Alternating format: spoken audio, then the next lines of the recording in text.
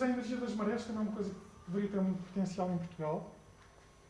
Tem menos problemas em termos de fornecimento à rede de energia elétrica do que a energia eólica, mas é uma coisa que está limitada à costa. Aqui tem um esquema em que a energia das marés enche um estuário e faz girar uma turbina que está aqui na separação entre o mar e esse estuário, e depois, quando a maré baixa, a água volta a passar naquele sentido e volta a fazer girar a turbina e assim produz energia. Esta é uma solução, mas existem outras engraçadas. Portanto, existem estas turbinas que são dentro do fundo marítimo, que estão em zonas de correntes, portanto, e as correntes dentro do oceano fazem girar estas turbinas. Aqui é a mesma coisa, isto funciona quase como uma instalação de energia eólica, mas dentro do mar. Portanto, isto tem que ser só em zonas de correntes, não se pode fazer em todo lado também. E depois existe esta solução também engraçada, em que nós temos aqui estão a ver um dispositivo real que existe. Aqui estão a ver como é que isto funciona. Isto é pela energia das ondas. As ondas fazem agitar. Portanto, há aqui uma caixa fechada, aqui há ar dentro, e a agitação das ondas faz este ar sair ou entrar nesta caixa e faz girar aqui uma turbina e produz energia.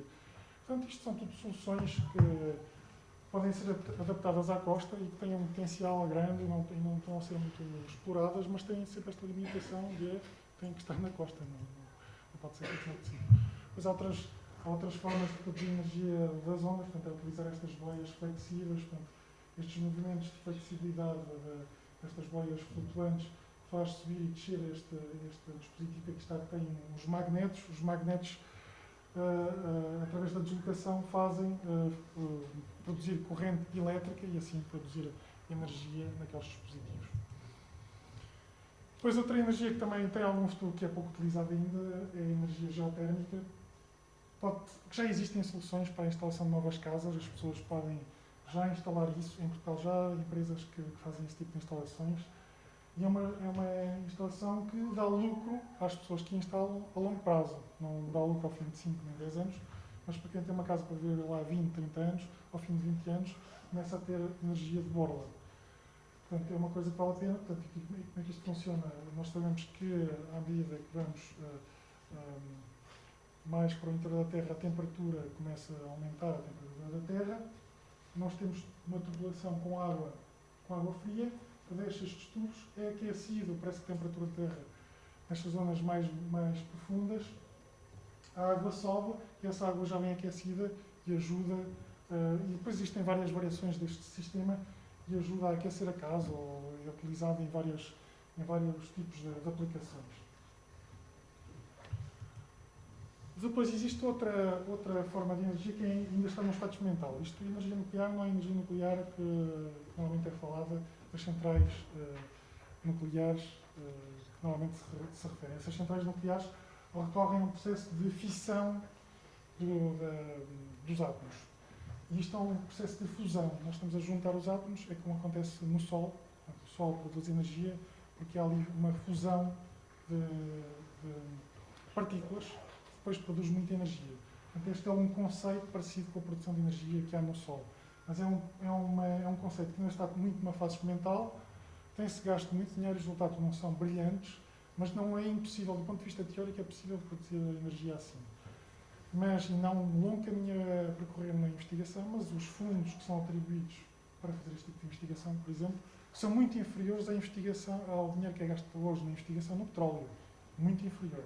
Portanto, nós não estamos a aproveitar bem os nossos fundos na pesquisa para produzir energia em massa. Nós, se conseguimos ter sistemas destes a funcionar, em que a fusão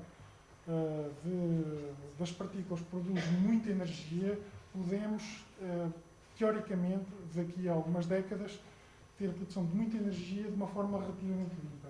E eu vou-vos só dar uma ideia geral porque é que esta forma de produção de energia é muito mais limpa do que as centrais nucleares que existem hoje em dia.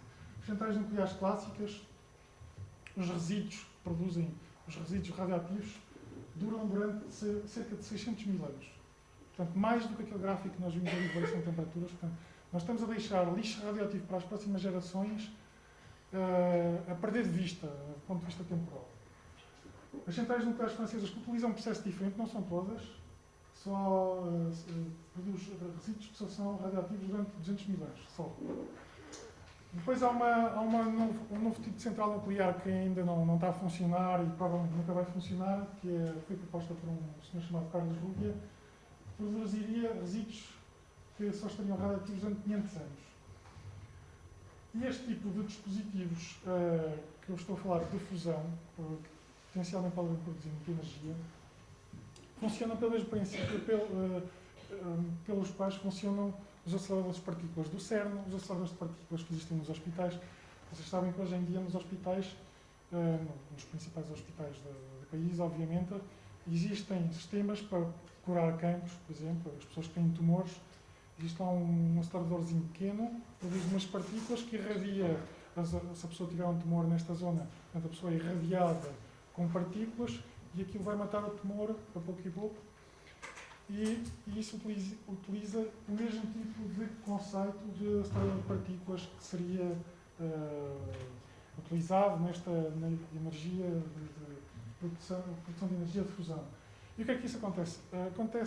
O que é que isso produz? Produz resíduos parecidos com os resíduos hospitalares, que são pedaços de metal que são radioativos durante no máximo 100 anos, alguns durante 20, 30 anos, mas são pequenos resíduos, não são coisas relativamente perigosas, são coisas com taxas de radioatividade muito baixas comparado com os resíduos das centrais nucleares.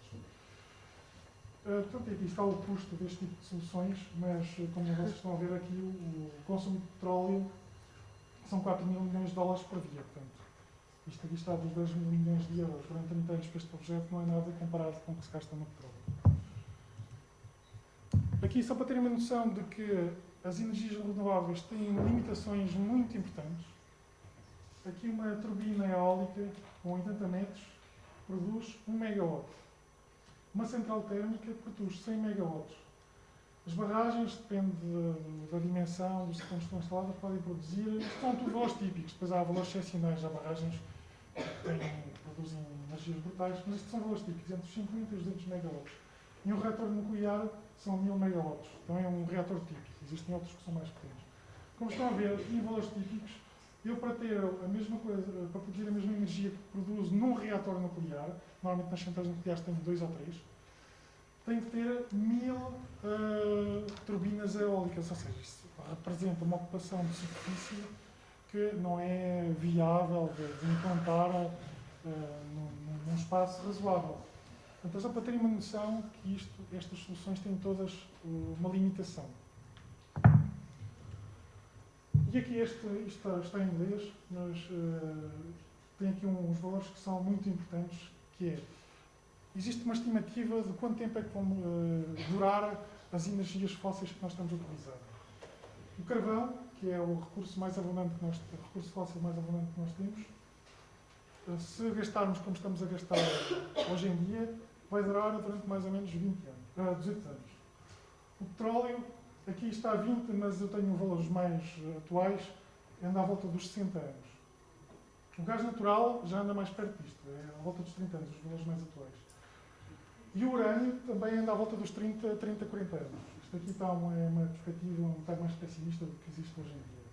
Isto é o caso da fusão, etc., não me interessa muito aqui, mas é só para terem noção de que nós estamos a gastar muito rapidamente energias fósseis. Para terem uma ideia, 10 toneladas de matéria viva, que existiu há milhares de anos, condensada em petróleo ao longo, portanto foi processada em petróleo ao longo das várias eras,